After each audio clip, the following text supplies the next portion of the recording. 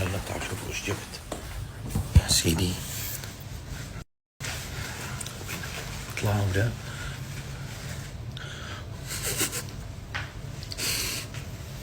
منوم. نحرق اخت المسلسلات التركية شو بتعمل. هذا منوم، هذا بياخذوه ما مؤذي، ما في اي تأثيرات جانبية كذا. فهذا بياخذوه مثلا على مدة 3 ايام او 4 ايام ليثبت نومهم.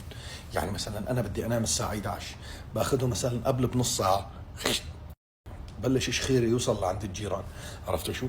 فانا مفكر يعني انا اليوم كمان ننزل على السوق، يعني اذا نامت هلا الساعة 3 خليها تنام 5، تنعس لحالها وتبطل تطلع. ساعتها بتنام من الساعة 5 للساعة 12 بالليل.